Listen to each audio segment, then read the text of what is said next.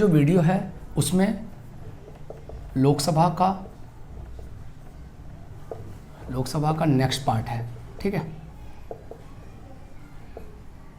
इसको हम पार्ट 2 कह सकते हैं, क्योंकि इससे पहले मैंने पार्ट 1 में मैंने आपको बताया कि लोकसभा क्या है, इससे संबंधित आर्टिकल क्या है, इससे आर्टिकल 81 है। ये संसद का अभिन्न अंग है, संसद का अभिन्न अंग है। संसद के 3 अंग हैं, इसमें लोकसभा, राज्यसभा और राष्ट्रपति शामिल हैं। फिर मैंने आपको पार्ट 1 में बताया था कि लोकसभा में जो सदस्य होते हैं वो कितने हैं। तो लोकसभा में जो मैक्सिमम सदस्य हैं वो है 552, और वर्तमान में कितने सदस्य हैं तो 545। इन 545 में से जो 2 सदस्य हैं उसको राष्ट्रपति मनोनीत करता है, और जो 543 है वो समस्त राज्यों और यूटी से निर्वाचित होते हैं। साथ ही साथ मैंने इसमें आपको ये बताया था कि लोकसभा का कार्यकाल कितने समय का होता है। तो लोकसभा का कार्यकाल वैसे 5 वर्ष निर्धारित है, परंतु लोकसभा उससे पहले भी भंग की जा सकती है, ठीक, क्योंकि ये निम्न सदन है तो इसे भंग किया जा सकता है। जो राज्यसभा है ये उच्च सदन है, ये भंग नहीं होता, ठीक है।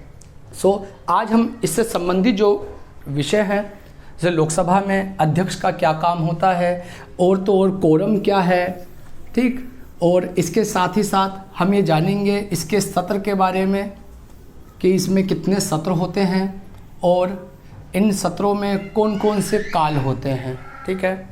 तो आज जानते हैं थोड़ा लोकसभा के बारे में। सबसे पहले लोकसभा अध्यक्ष बहुत इम्पॉर्टेंट है, लोकसभा अध्यक्ष, ठीक है। लोकसभा का जो अध्यक्ष का जो चुनाव होता है वो जब लोकसभा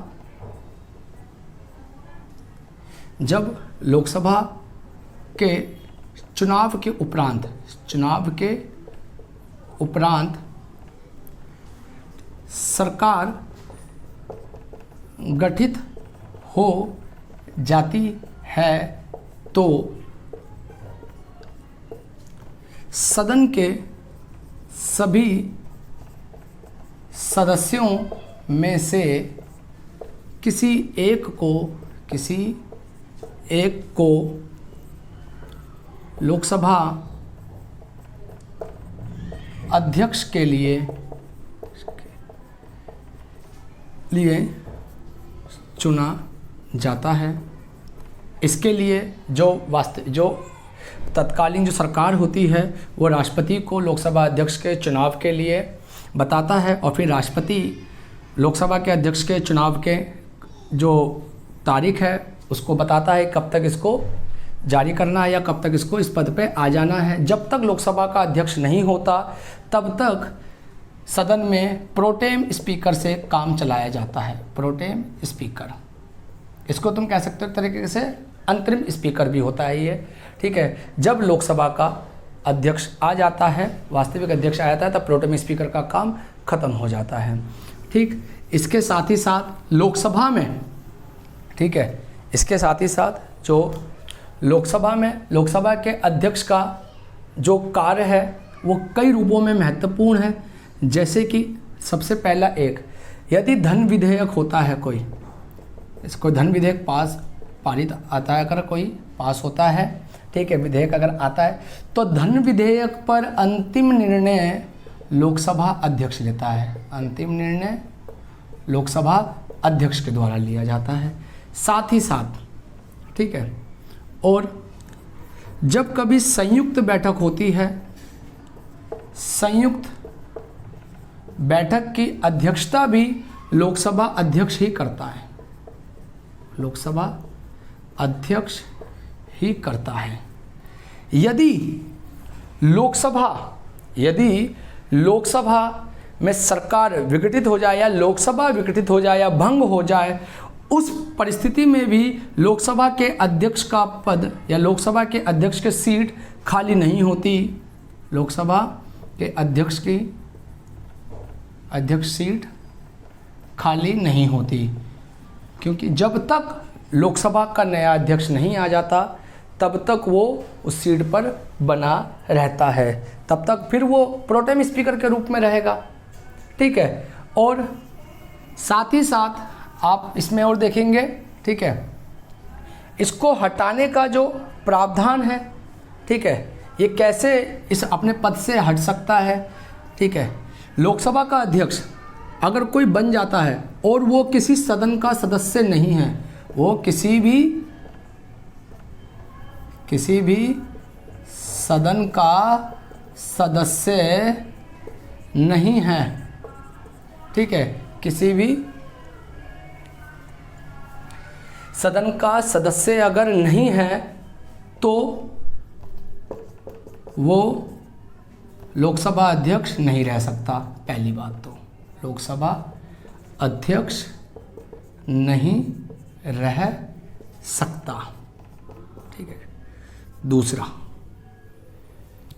ठीक है, लोकसभा अध्यक्ष को हटाने के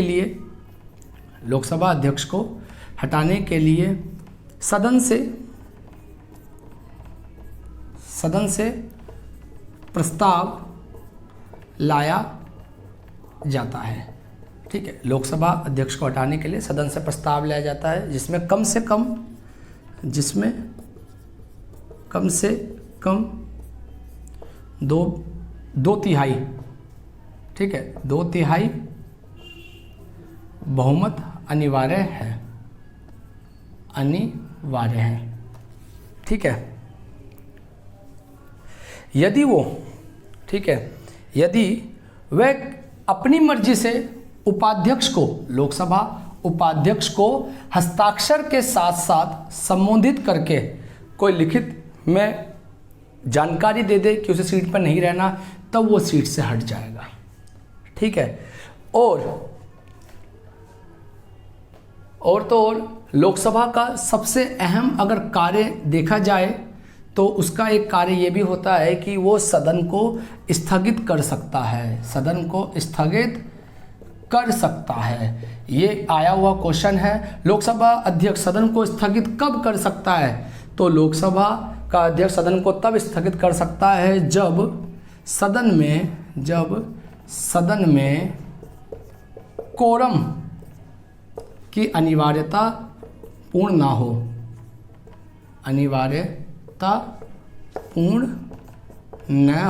अब ये कोरम क्या है? कोरम का मतलब है कि कुल सीट का 1/10वां भाग, कुल सीट का 1/10वां भाग। अगर इतने भी लोग अगर सदन में उपस्थित नहीं होते तो सदन वो स्थगित कर देता है। ये जानकारी आपके लोकसभा अध्यक्ष से संबंधित है। ठीक है, इसके साथ हम अब अगला टॉपिक है वो हम पढ़ते हैं, लोकसभा में कितने सत्र होते हैं।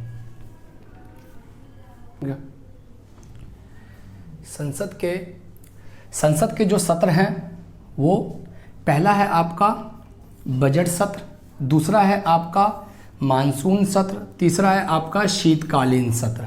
ठीक है, ध्यान रखना, ये चलता है आपका फरवरी से लेकर मई तक, ये चलता है आपका जुलाई से लेकर सितंबर तक, और ये चलता है आपका नवंबर से लेकर दिसंबर तक। इसमें खासियत, इसमें इम्पॉर्टेंट जो क्वेश्चन बनते हैं, क्वेश्चन ये पूछा जाता है कि संसद के सत्रों में कितने समय का अंतराल होना चाहिए।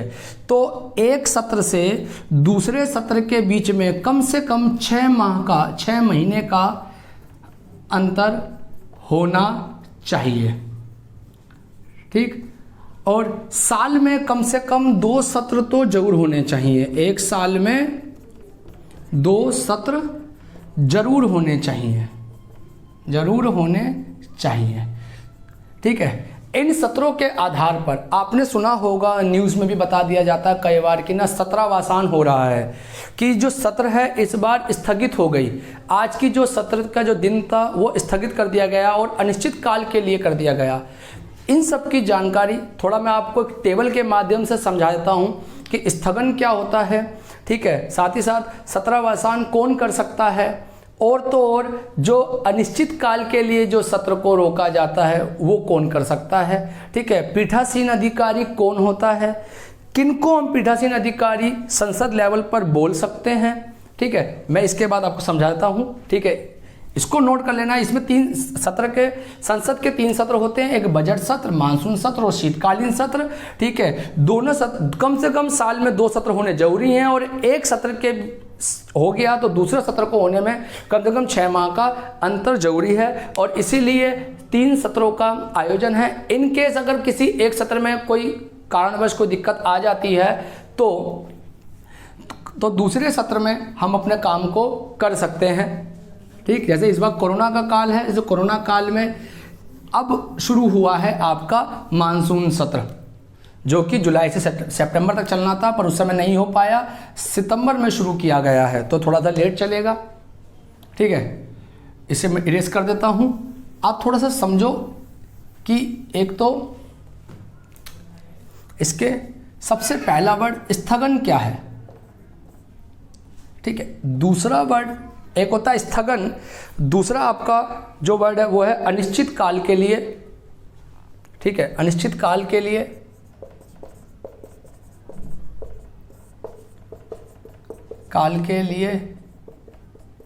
स्थगन। तीसरा होता है सत्रावसान, ठीक है।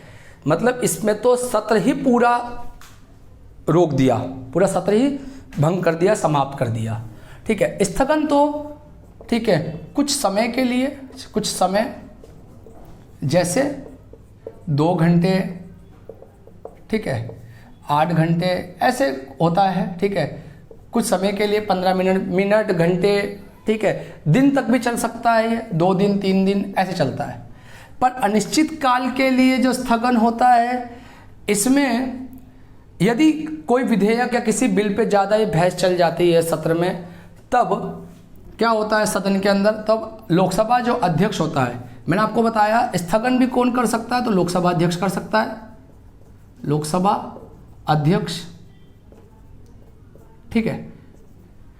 अनिश्चित काल वाला ये भी लोकसभा अध्यक्ष ही कर सकता है, इतनी पावर होती है लोकसभा अध्यक्ष के पास। पर जो सत्रावसान है ये केवल राष्ट्रपति के द्वारा ही होता है, ध्यान रखना, ये राष्ट्रपति द्वारा ही होता है, क्योंकि पूरे एक सत्र को रोक देना, सत्र चलने ही नहीं देना, इतनी बड़ी जब इतना बड़ा जब काम है तो बड़े व्यक्ति से होगा, ठीक है। तो इसीलिए राष्ट्रपति के द्वारा होता है, ठीक। और अनिश्चित काल के लिए जो स्थगन होता है, इसमें यह किया जाता है कि किसी चीज़ पर अगर बहस ज़्यादा चल रही है तो उसको अनिश्चित काल मतलब लॉन्ग टाइम तक चलाने बंद कर दिया गया है, जब तक उस बात पे या उस मुद्दे पे या उस विचार पे या उस बिल पे किसी भी चीज़ पे जब सबका आपस में समन्वय नहीं होगा तब तक ये सदन नहीं चलेगा। और लोकसभा अध्यक्ष ये भी कर सकता है कि उसने बोल तो दिया अनिश्चित काल के लिए स्थगन है, पर वो जब चाहे वो उसको आहूत भी कर सकता है, बुला सकता है, समय से पहले भी उसको बुला सकता है और सदन को शुरू करवा सकता है। जो सत्रावसान होता है, सत्रावसान राष्ट्रपति के द्वारा होता है, ठीक है। और इसको करने के लिए पहले सूचना देना जरूरी है, और तो और चलते हुए सत्र को भी उस सत्रावसान राष्ट्रपति कर सकता है, ये भी पावर होती है, ठीक है। ये क्वेश्चन आया हुआ है कि क्या चलते हुए सत्र को रोका जा सकता है या सत्रावसान हो सकता है उसका, तो हाँ हो सकता है। किसके द्वारा हो सकता है, तो राष्ट्रपति के द्वारा होता है, ठीक है। मैं आपको स्थगन का और सत्रावसान का एक अंतर करा देता हूँ, अंतर समझा देता हूँ, ताकि आपको और थोड़ा सा क्लियर हो जाएगा कि इसकी वजह से कितना नुकसान होता है, क्या होता है, ठीक। नंबर 1 करके और सत्रावसान का जो अंतर है इसमें मैंने आपको लिख दिया है, ठीक है। सबसे पहले स्थगन कौन कर सकता है, तो इसको पीठासीन अधिकारी के द्वारा किया जाता है। पीठासीन अधिकारी कौन होता है, तो पीठासीन अधिकारी, ठीक है, ध्यान रखना, पीठासीन अधिकारी लोकसभा में लोकसभा अध्यक्ष होता है, लोकसभा अध्यक्ष होता है, और राज्यसभा में सभापति होता है। राज्यसभा में सभापति होता है। सभापति कौन होता है? जो देश का उपराष्ट्रपति होता है वही होता है सभापति राज्यसभा का। ठीक है, और यह सिर्फ एक बैठक को समाप्त करता है, परंतु ये क्या करता है? ये पूरे सत्र को ही समाप्त कर देता है। इसको पीठासीन अधिकारी द्वारा किया जाता है स्थगन, सत्रावसान इसको राष्ट्रपति के द्वारा किया जाता है। यह सिर्फ एक बैठक को समाप्त करता है, जबकि यह पूरे सत्र को ही समाप्त कर देता है। तीसरा, यह किसी विधेयक या सदन के विचाराधीन पर काम पर असर नहीं डालता। यह ना ही किसी विधेयक पर कोई असर डालेगा, ना ही किसी विचाराधीन पर असर डालेगा। क्यों? क्योंकि जब अगले दिन दोबारा बैठक बैठेगी तब उसमें उस काम को कर लिया जाएगा। इसमें तो ऑप्शन होता है, परंतु इस पे ऐसा नहीं होता। यह भी किसी विधेयक का प्रभाव नहीं डालता, लेकिन बचे हुए काम के लिए, जब सत्र में तो काम चलाया नहीं, पूरा सत्र ही चला गया, ठीक है, तो अगले सत्र में उस काम को करने के लिए पहले नया नोटिस देना पड़ता है कि हमें जो पुराने, मान के चलो अभी मानसून सत्र अगर सत्रावसान हो जाए, खत्म हो जाए, तो जब जो शीतकालीन सत्र आएगा, उस शीतकालीन सत्र में इस मानसून सत्र के जो काम पेंडिंग थे उस काम के लिए उन्हें पहले नोटिस देना पड़ेगा। ये ध्यान रखना, ये होता है स्थगन और सत्रावसान का अंतर। ठीक, यदि अगर आपको मेरी वीडियो पसंद आती है सब्सक्राइब करना ना भूलें।